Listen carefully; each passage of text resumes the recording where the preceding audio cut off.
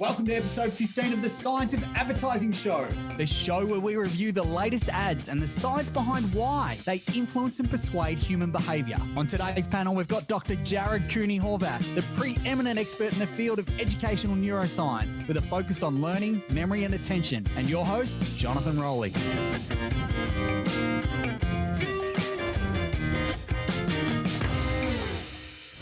Dr. J, welcome to the show. Oh my God, how could I not be excited with that introduction? I'm looking forward to episode 15. This is a big one today. Oh, it is a big one. One of these is our client, so I'm not going to disclose. Oh, you know what's interesting too?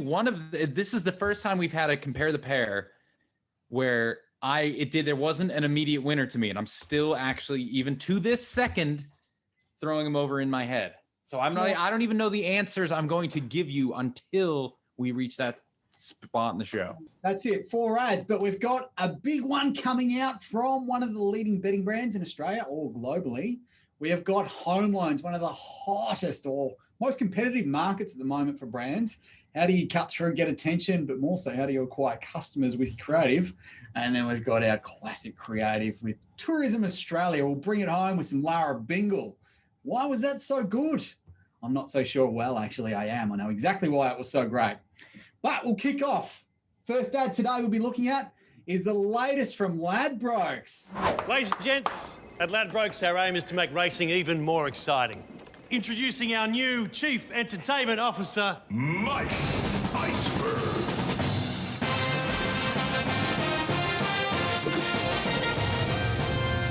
I am here to show you all how to Ladbroke it. You get one chance. To Ladbroke it. Ladbroke it. Yeah! Right in the mountain yard! Let's Ladbroke the action! That's not safe. Let's Ladbroke the riders. Ladbroke the winners! The sports bar. But let's not stop there. Let's Ladbroke the world!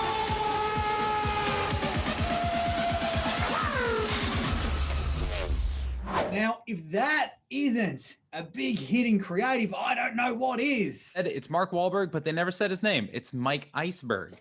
So here is using a celebrity in a very good way, where I'm going to use my knowledge of the celebrity to make it meaningful. And for whatever reason, if you didn't know who Mark Wahlberg is, it doesn't really matter because he's Mike Iceberg to you now. And what they're doing is they're building a new persona. So whether you know him or you don't, it's fine. It doesn't hinge on his celebrity being celebrity, which I thought was actually quite cool. How many times they said that I was putting ticks and I stopped. They said the term Ladbroke probably 15 times in a 1-minute ad.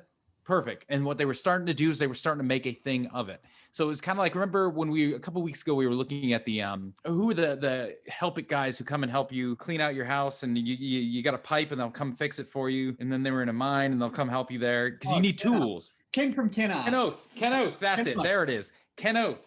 That is it. What they're doing is they're making Ken Oath a thing. They're turning a name into a verb. Same thing here. They're turning Ladbrokes from a noun into a verb. We're Ladbroking something. Let's Ladbroke it up. So I get behind that. I love that kind of concept. I love the use the name. I can't fault it. I typically don't love big, flashy, sexy ads like this. I kind of find them annoying and tedious, but this one felt like it was taking the piss. If you're going to get a big star actor and you're not going to use his name, this is the right way to do it. I actually was quite a fan of it. But what do you think? Well, mate, if I was keeping score of all the celebrity anchor ads that we've had on this show, which has probably been, 12 or 13, easily 90% of them you just don't like. You don't like them, just don't like the concept, don't like the celebrity. It's all about the celebrity. They're the hero. It's not about the brand. And it's just brand managers wanting to get in touch with a celebrity for their own egoic reasons rather than how does this best serve or grow the business. But this is definitely one that I simply love. It's got all the right ingredients. Like the simple, you can see the brief behind that sits behind. It's just like, we want to do something big and we want everyone to remember Ladbrokes. We want to own the market. So how do we do that? The creative boffins would be sitting around going, Ladbrokes, how do we make Ladbrokes memorable? More so, how do we integrate it into the Australian vernacular? Like if you can do that, you've won. So how do we Ladbroke it? Like, we want to break this thing. So that's what they did. And that's going, oh, that's an interesting idea. How can we bring that to life? We've got big budgets. It. Let's just get Mark Wahlberg. We're in the middle of COVID. We'll fly him over and we'll shoot the whole thing, which is what they did. So no idea how much it cost, but it would have been obscene. But if you're looking at the celebrity, there's several things you want to look at the celebrity that fits your brand. And I've just quickly mapped this out now, and I've called them the famous four, the criteria for celebrity anchors. And this is off a recent interview I had. He was the head of Nike for about a decade of Australasia, and he was responsible for all the endorsements and the celebrity anchors that Nike were working through, and he was going through the 90s and 2000s. And it was really interesting that there was four main categories they had, and I'll just rattle them off really quickly.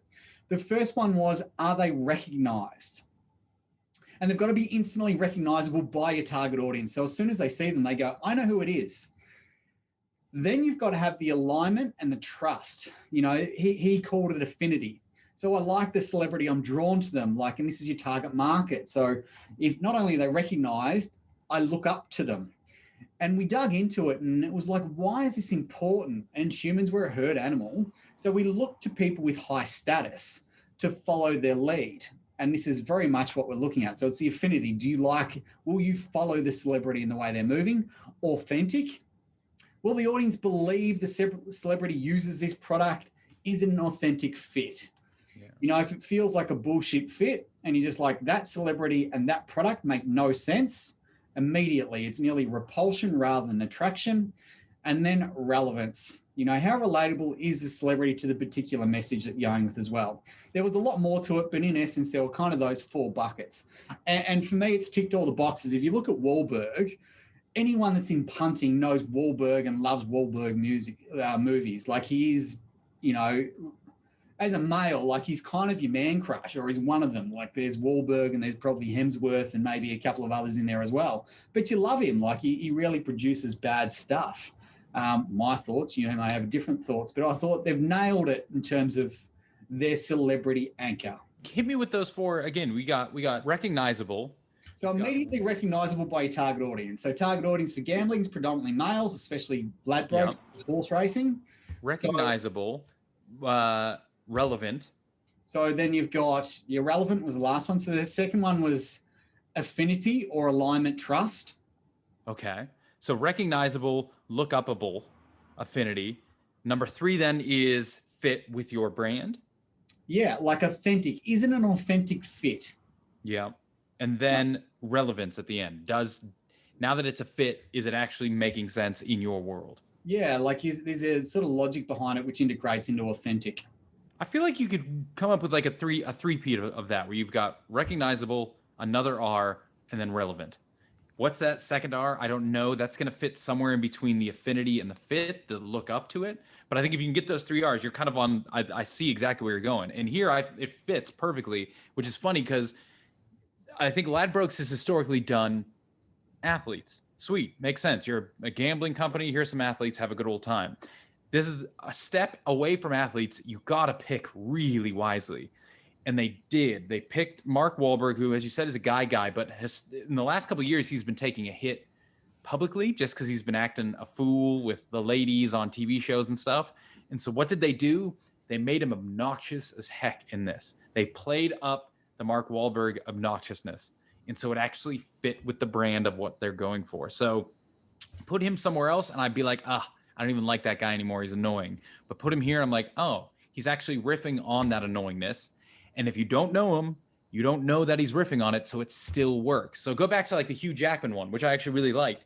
If you don't know Hugh Jackman, does that commercial work as well? Not as well. Go all the way back to the Jason Momoa one. If you don't know him, does that commercial work? No, because I don't give a patootie. This one, even if you don't know him, you can still follow the thread of what's going on and you can still like it. And now you go, hey, that Mike Ice guy was pretty cool. From a celebrity point of view, Dr. J, like what's actually going on inside our brains when we see someone with high status or a celebrity or, you know, an alpha character? Like what actually happens? You have two. So you have one is the what you'd say is the neural synchrony celebrity, the celebrities that make you feel safe. So let's put Tom Hanks in this category. And what happens when you see somebody like that is you want to emulate them. Not only if I could measure your brain and Tom Hanks at the same time, your brain would look very similar to his. We emulate people that make us feel safe, and that's how we develop empathy.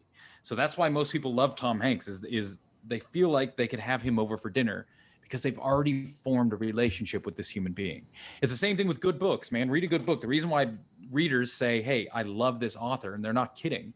I have a very strong kinship with Dostoevsky because if you get into his writing, you are thinking like him as he was writing the book. In a very real sense, we're spanning centuries neurologically because now I can start to fire off the way he was when he was writing it. So in a way, that's guidance, but in another way, it's kind of side by side. This kind of more alpha male following is almost the opposite, whereby it triggers a desire to act like, not necessarily to think like. So you almost get what we'll call a kowtowing response, where it's not a stress response. You don't get cortisol or anything flushing in. But what you do get is a diminished affect. Your body shrinks a little bit, your breathing, your heart rate slows down a little bit, and you become a beta. You become secondary to this person.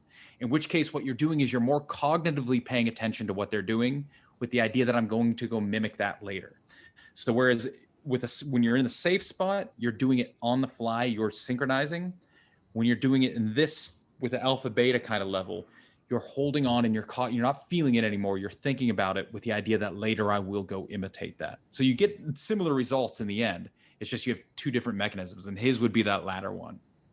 Yeah, it's interesting because I'd go back to like a behavioral, like again, if you've got someone high status or an alpha, you look to them, because they've got influence over the community and what's going on, and they're ultimately the reason they've got status is because they make you feel safe, but they're going to protect you. If they're the warrior of the tribe, if something happens to the tribe, they're the first there to defend, but it also means they're the first at the table to eat nutrition and females and everything else.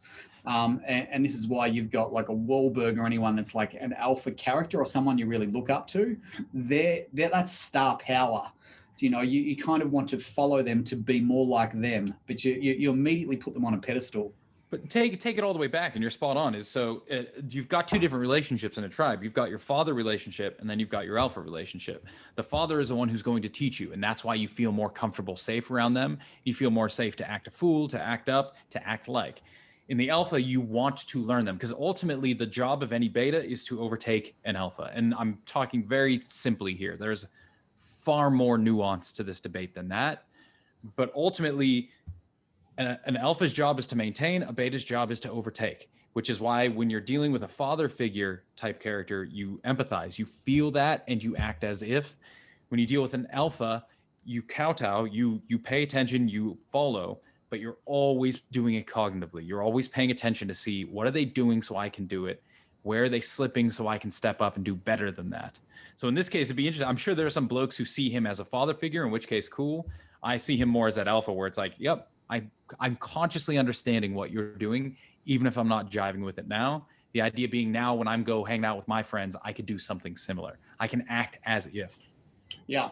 And back to Ladbrokes, and the reason I firmly believe they got it so right, from the outset, it was introduced, this isn't a Ladbrokes ad or creative. It was like the CEO or CMO, I'm not even sure who it was. It was like Ladbrokes, and then told the story. On all the computer screens, it was Ladbrokes. They never forgot what they were trying to do, which is really simple. Let's get everyone to recall the brand through Ladbroke it, and let's have a celebrity to tell the message for us that everyone immediately, he gets attention and he can do something with it. So I'm a big fan of it.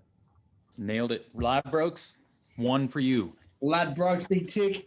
I'm keen to see where they go, if they continue on with Ladbroke it or not, if it was just a once-off. Well, I think I saw Shaq on one last week, so I think they're still pushing with big celebrities. But Shaq follows more in line with the Anthony Davis, or the who's the old basketball player for the 76ers? He's not Carmelo. So that's a competitor. Oh, that's PointsBet.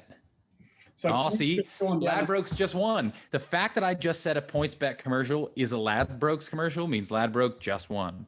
They just, without paying a cent to Shaq, they just got a free advertisement. They did, because, it is interesting because I think PointsBet are a little bit lost there, and I'm not sure Shaq was right, but they're going with a very traditional, iconic, NBA player, which is following on. I can't remember the guy's name before it's coming to me. It's not Iverson, Allen Iverson. Allen Iverson, because he was doing the splits over something. Yeah. Like that's the visual I've got in my mind. But then Shaq sort of followed it up.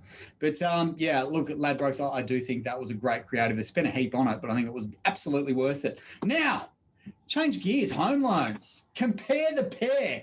We have the veteran Aussie home loans and the new kid on the block. They've only been around for just over 2 years now, and Athena home loans. You got to stop renting, son. When your mum and I got our first place, I went straight to the bank. I said, if you don't give me a loan on the spot, I'll walk. Oh, no, mistake, bad mistake. You've got to play hardball, son. It's the only way. There are other ways.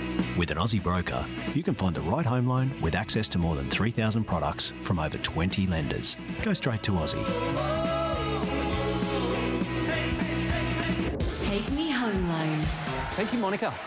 Okay, bank. What's your perfect match? Someone who takes things slow, someone who enjoys being tied up in decades of debt. And Athena? Something short and sweet. Someone who wants to pay off their home loan faster. That's why the more you pay off your loan, the more we automatically lower your rate. No one pays off their loan. Not with you. That's the plan. Click below to pay off your home loan faster. Athena, love us and leave us. I am slightly biased on this. I don't know who you were. So do you want me to go first and you can tell me who you work for? Let's do that. Let's go live. Okay, Pete, I promise you if you're watching this isn't I genuinely don't know, so I could piss him off right here. Okay, this is the first time we've had to compare the pair that I like both of them, and I think they both do a decent job. But the more I've been thinking, the more I reckon they both just, here's what go with Aussie Home Loans, the first one. Love it because everything is set up perfectly. You recognize the situation. It's got enough comedy. It does the typical ad thing where you don't even see the thing until the very end, which kind of irks me. But in this case, their brand name is the resolution to the story they're telling. So it's not a problem. It's not like a tack on where it's like, here's a joke. By the way, here's our brand. It's here's a problem. Here's our brand now to come solve that. So it actually plays in very well. It's recognizable. The only thing I thought about the Aussie home loans is I don't know, and I wouldn't have thought this until you said it earlier. I don't know what their point of differentiation is. I know it's going to be better than old school banks, but I'm not 100% sure why. So I'm in. I like it. You got my attention. I'm hooked. I know your brand name, and I just don't know 100% what it is different I'm going to get there, but chances are I'm going to call you anyway. So congratulations, you win. Go to Athena. Athena, same thing. It wins. Now, the difference, Athena's got a running joke throughout the whole thing. And the two things they did well is they said bank, blank bank. And by bleeping out the word before bank, not only did they play a double entendre, or not only did they say this is just every bank, but also they said this is pretty much every bank. They wanted you to think of a swear word when they bleeped it out because your bank sucks. And lo and behold, every bank out there does suck. So they've already just kind of got your attention and said, cool, we're having some fun. Athena comes in and they make it very clear what it is they're going to do. They're going to get you in, they're going to get you out. This is about paying back fast. So I liked both. I felt more close to the Aussie dad just because I don't know, it kind of felt more iconic, like cool, but I felt like I got more information from Athena. And now if I had to go do a home loan, who would I call tomorrow? I'd be more apt to do Athena because I'm very clear on their differentiation, which is we're going to get you in. We want you out of this thing. So I liked them both, but if I had to compare the pair by a slight margin, I'm going to go with the second one. I'm going to go Athena. Well, Dr. J, this might be your last appearance on the show. Oh, no, disagree. Athena is one of our clients, and this is the latest work from them, which is interesting because there's a whole lot of context that goes into it. So, look, I actually had a similar read. I really like the Aussie creatives because it's shot in a perspective that pulls you into the scenario. And being like I was raised in the country, Aussie dad, and mate, I can't recall how many times I've had the conversation of, when are you going to stop renting and buying? And, it starts from literally as soon as you turn 18, like the Aussie dream is to own a home. You resonate with it. It's like, I've been there before, moving furniture, feels very familiar. And I think the whole Aussie dad thing playing on that is a really nice angle. But again, it sets up the solution. Look, access to 3,000 products from 20 lenders. That's really what they're trying to say is, hey, we've got scope across everything. But there's probably a little bit disconnect in terms of the problem they were trying to set up with the Aussie dad, which is you got to crunch your bank for a better deal. And then how does that flow on? So there's a slight disconnect there. Yeah. And that was kind of Aussie. And Athena's a really interesting one because like the DNA of Athena is all about, we want to help consumers pay off their home loan faster. You know, everyone hates their bank, and it's all about how do we get attention and then do something with it, which I love. Like they're the first one that since the get-go have said F fees. Like they said it on their website. It's like F fees, there's no fees. And good. Yeah, but this is how they're standing out and getting attention. The interesting thing, they've only ever had one complaint. Really? And who is it from? One of the banks? No, it was from a nun that doesn't own a home anyway. Well, you're not my client base, so go ahead and be offended all you want. But Athena was also really interesting. So it started with radio, and it was two comedians on radio, and it was playing on taking the piss out of banks, like with fees and everything else. And Athena's just like, the one thing I love about the idea is its distinction bias, its contrast. It's how do we compare banks with us in an interesting way that holds attention and you can get the message across. And it's a really tricky thing to do. And I think the execution, which this ad, you may not be aware, but this ad is a piss take of Perfect Match, which is a TV show in Australia, 20, 30 years ago. Oh, we had the dating show. We had the same thing, but it was, same general gist. So, like, again, a very clever concept. One thing with Athena, I probably would have liked it to be a little bit longer. Like, I think it felt a little bit rushed in 30 seconds. Even if you just to play it out in 45 seconds to really get the message across. The other interesting thing, it's the first time Athena hasn't had a rate on it. It's just like find out more from Athena. So it's a bit more brandy than it is what I'd call direct response, or you've got an offer or an immediate call to action on it. So I'm interested to see how that unfolds as well. It's interesting. When you say that, I blanked out the end. The end was nothing to me. So when they zoomed in on her face, put her in a corner, and she was pointing down, I couldn't have told you anything around her. And I think that's purely so we have predictions, right? And anytime you see a shot where there's a person in a screen and there's a bunch of things around them, you're either watching home shopping or you're watching the news. And I've already trained myself in each of those scenarios, do not look around the person. So that could just be purely me not looking past. When I see a face with the words, I just look at the face. So but if they didn't put anything beyond it, I guess I didn't miss anything. That's really interesting because I want to go back now because I know there's 3 different versions of it. She's definitely pointing in one of them to it, to suggest, but where are her eyes? What are all the other subconscious cues?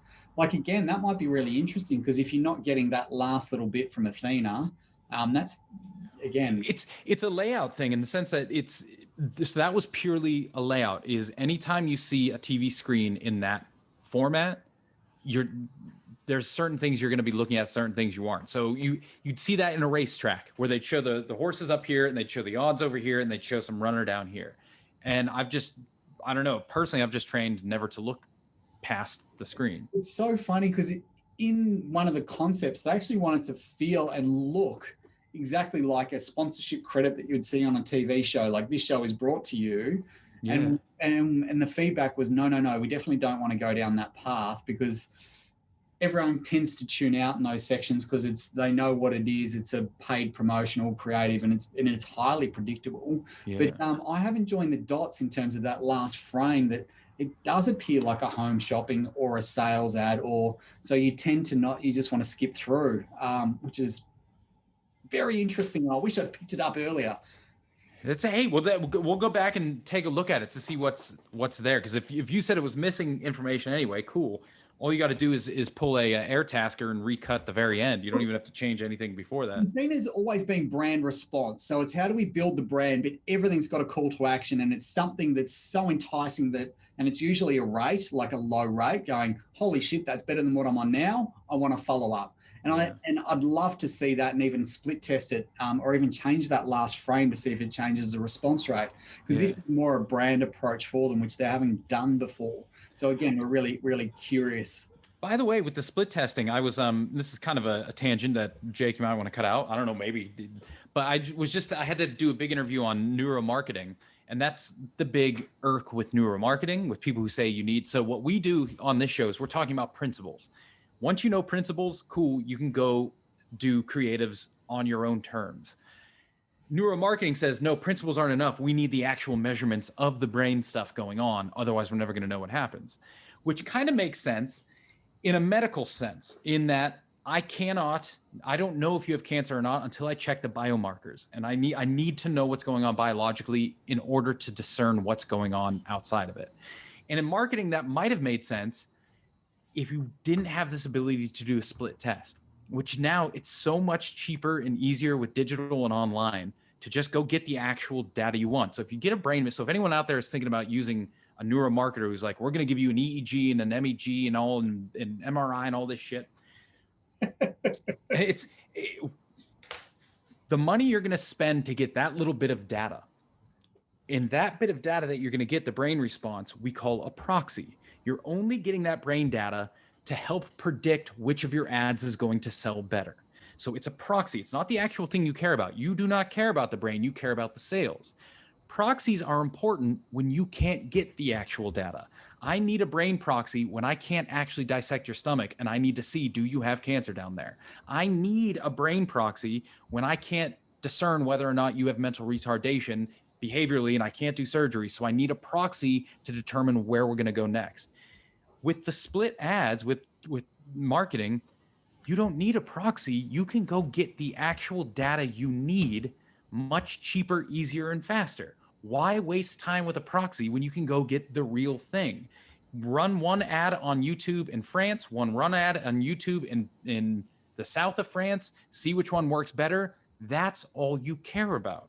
Now you don't need the brain stuff. So for $10,000 cheaper and in a month faster, you got the measure rather than a proxy of the measure that may or may not be better than anything else. You're echoing my journey I went on with neuromarketing. Do you know, I got really interested in it probably 5 or 6 years ago. Yeah. Neuromarketing, I was looking at all the technology and there was some cool stuff around that had been for a while. And I was like, I got so excited. And we ended up going through a whole range of different types of technology, everything from biometrics, you know, just to literally, you know, eye reading and facial expressions. Like that was really cheap, you know, so we could do that for a few $100s for an ad, and you could do quite a few different ads, through to EEG machines, people in the room, people wearing helmets and all the rest of it, which are paying anywhere from like 15 to 15 grand, or sorry, 15 to 50 grand just to review, you know, 2 or 3 different ads. The interesting thing for me was it was all lag metrics, and the tweaks and changes you would make wouldn't mean a 30%, 300%, 1,000% different response rates. It was like a small tweak and you might get a slightly better response rate. And there was some interesting learnings of memory encoding and iconic brand triggers and all sorts of things. But this was really pushed me on the journey of weapons of influence, going, no, I've been in so many meetings with creative directors where they just come in and sell this idea. And I'm just like, that's not going to fucking work. But I can't clearly articulate or give you a structure or a platform to work from that's going to give us our best chance of success, rather than just going, here's a weird and wonderful idea that's going to get attention, but nothing else. So that led me on the journey of weapons of influence. And that's the interesting thing, that when you understand the framework of what works to influence human behavior, or neuromarketing, or whatever the you want to call it, they're just different words for the same thing. It's when you understand influence and the structure that sits behind it, the creativity can flow, and you can overlay that over to the structure and framework. Yep. Not let's create a weird and wonderful idea, feed it through the machine and make some tweaks on the back end of it, because fundamentally the idea can be shit anyway. And that's the challenge with it. It doesn't give you a framework for creativity. Yeah. And that's the beef. And we're seeing at the moment with MarTech, like companies are spending anywhere from 15 to 25% of their budget on technology to give them better optics, whereas creativity is the thing that's really lacking now. And that's my beef. We need to be more creative, but how do we do it? We need the framework. And the framework is made out of principles, and the principles don't change. Know the principles, now do whatever you got to do. And the creative choices you make, they're never going to break the framework. They're never going to break the principles, in which case now you can go run a split. So we all know one of the principles, right, is acoustic encoding. Now you're curious, which of these jingles is more powerful, is easier to remember? Well, cool. You can go back to the lab, run an MRI study over the course of 2 months where you get maybe 12 people listening to it. It's about 20 grand. And you come back and you see one has a little bit more blood flow than the other, and probably a 20% maybe. Or in 1 week for a tenth of the price, you do a split online, just run both of them to different markets, to different groups, see which one registered more. And there you go. You got the answer you were looking for. We knew we don't need any more principles. We know acoustic encoding works. Now your creative question, you don't need to backtrack, keep moving forward. Okay, which of these creatives is better? And this is like Athena. They produce 3 ads, all a little bit different, and we'll be able to see as soon as they go live what's working, what's not, by the metrics. Otherwise, you could have spent another 6 weeks with other learnings and all the rest of it on only 1 ad. But mate, I've got one client that's a mad scientist, and he's going nuts on YouTube at the moment with testing video. He's shooting videos like a home video style for like $200 to $600. And mate, the learnings he's getting from that is simply phenomenal. And he's moving so fast that all these bigger brands that'll take 6 months to get 1 ad, he's got like 3 years worth of learnings on them. Like he's moving so quick, like in-market testing, massive fan. So if anyone wants to know, by the way, there is I'm not just talking out of my ass. There's a process called levels of organization and emergence, which is the philosophical and scientific framework, which all but demonstrates that when you go backwards, you work up here in this level of marketing. When you go backwards to find answers, so you reduce down to the level of the brain to find answers you're seeking up here on a social level, it will never work effectively, efficiently, or even in any way you hope. So don't think I'm for as much as I don't like it, there's a very scientific reason for it as well. I can demonstrate to you, I can prove to you why going back to the brain isn't going to help you in any way, shape, or form. And if it does, the return on investment is going to be nothing. And as soon as you get to your next ad, all the stuff you learned before is going to go nowhere and you have to reset again. So live in your level, use principles, and continue to just create and test. That's it. Now, as we talk about principles, one of them is long-term branded assets. And what is a long-term branded asset? Well, it's an asset that lives in the consumer's mind that you continue to invest in, that is your equity within your particular brand. What do you own? And there's a whole range of things around that. But nice segue is into Tourism Australia. Where the bloody hell are you? We bought you a beer. And we've had the camel shampooed. We've saved you a spot on the beach. And we've got the sharks out of the pool. We got the ruse off the green. And Bill's on his way down to open the front gate.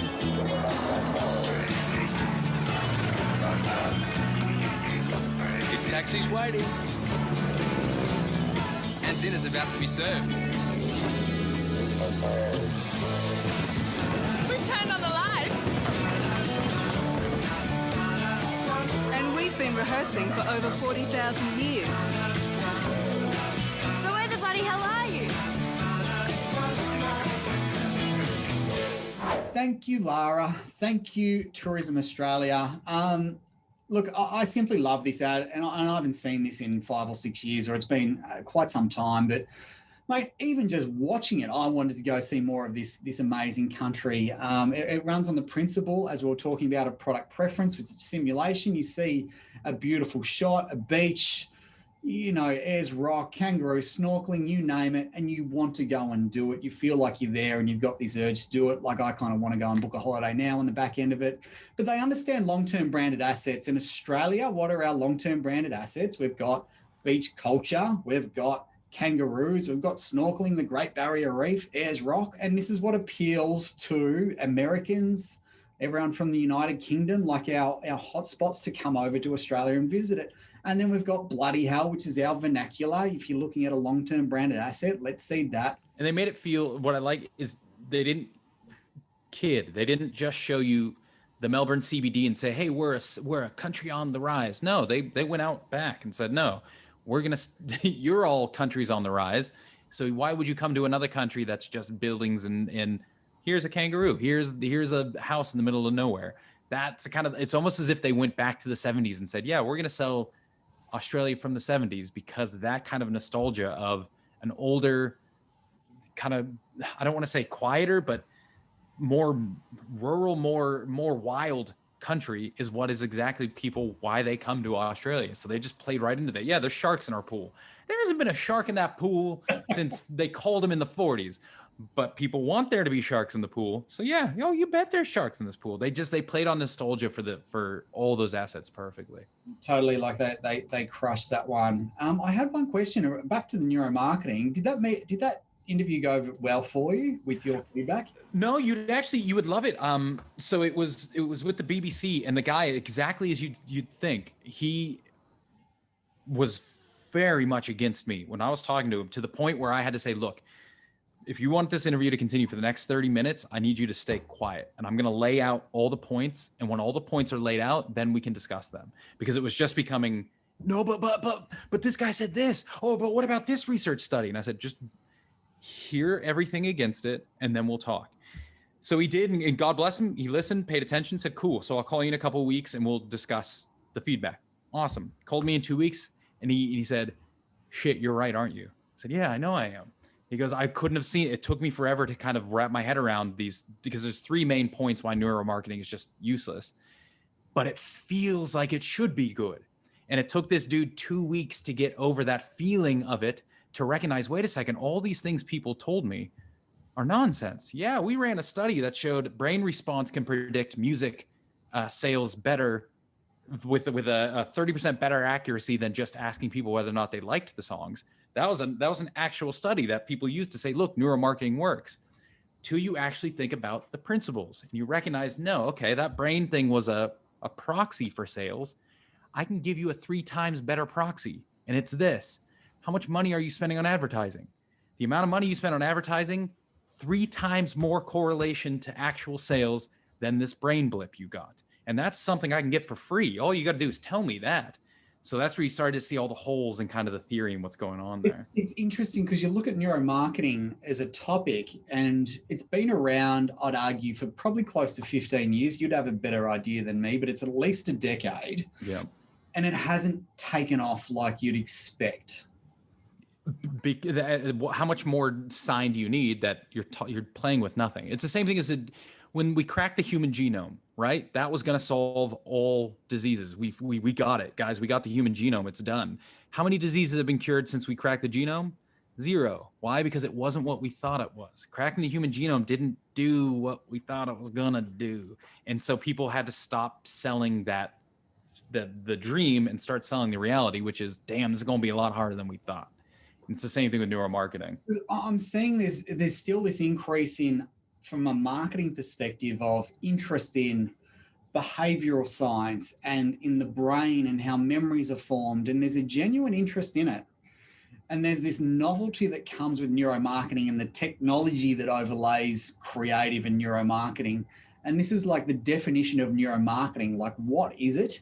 Is it a tech sector that's going to analyze an ad or creative asset?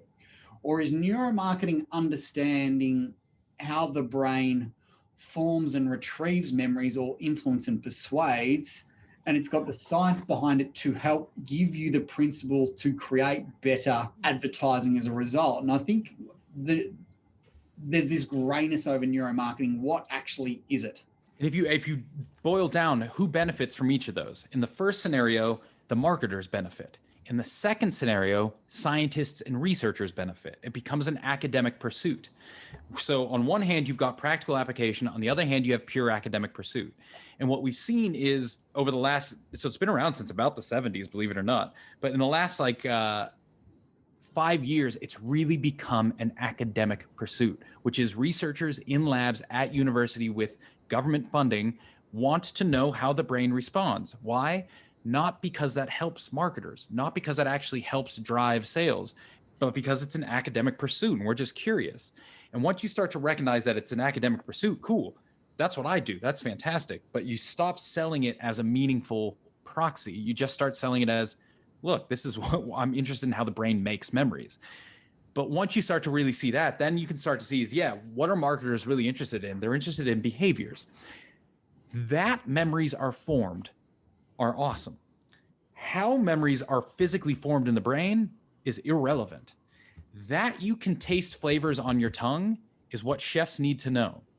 How those flavors are actually permutated and transduced at cells on the tongue and actually trigger cascades in the brain, totally irrelevant to a chef.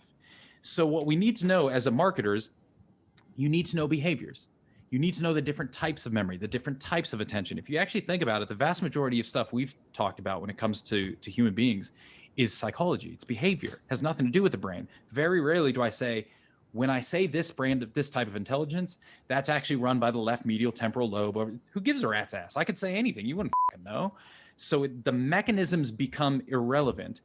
It's the patterns at the behavioral level that you care about. And believe it or not, those patterns have never needed neuroscience. We've had those patterns forever. In fact, I would say neuroscience has stolen more from marketing by using behaviors marketers have known for centuries, reduced them into the lab as something to explore, than marketing has ever gotten from neuroscience. It is an interesting one because you look at what has been successful throughout time, and it has been psychology and behavioral science, which in essence is very similar. Yeah. And even from a curiosity perspective or learning perspective, when you're looking at behavioral science, I find that very easy to learn because it's nearly real world contextual. You see how it works, you've lived it, and you're like, holy shit, that does work. And you get to understand the reason why it works behind it, rather than, mate, I've attempted to read probably over 100, neuro books, and they are just full with long words, big words, complex, and my brain hurts after reading 2 or 3 pages. And I'm just like, this really is, it's dense information. It's very hard. I find it actually very hard to retrieve. Whereas science, it's like a memory, like you've got to try and file it all away in memory and learn it. Like it's academic. And it's good sounding. It's sexy. And we know that, man. You put a picture of a brain or put some brain language on something, it increases people's willingness to engage with and understand and accept that argument, even if the brain stuff is irrelevant. If I give you an article with a brain picture, you're 30% more likely to believe that article that when it has a brain picture, even if I literally just, there you go. Even if I took that brain picture from an article on dog epilepsy and threw it had nothing to do with anything, but once you see it and someone talks about the brain, we're more apt to accept it. It's the same thing with genetics. I think we're finally getting past what I call the neuro obsession, and we're starting to recognize that it's not. Do you? Do you think, or is it just because you're in the thick of it that you can see that's the trend that's going to unfold over the next? Oh, I hope we'll get out of it. I mean, that's the documentary I'm working on now is going to use some of the brain stuff in it.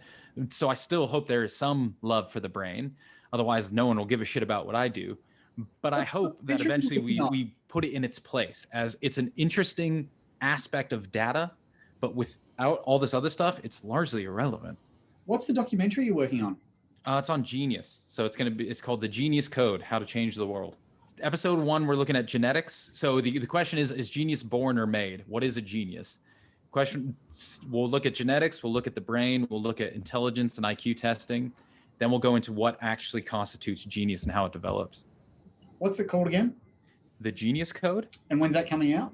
I don't know. We're still in pitch phase. I'm still developing it, but maybe hopefully in the next year and a half or so. Mate, I love it. I love it. I love it. I love it. Dr. J, as always, your insights are profound, interesting, and mate, thank you. No, this is awesome. I had a good chat today. We did have a good chat. So, mate, appreciate it. That's a wrap. End of episode 15. We'll be back with episode 16 in a couple of weeks. Bye.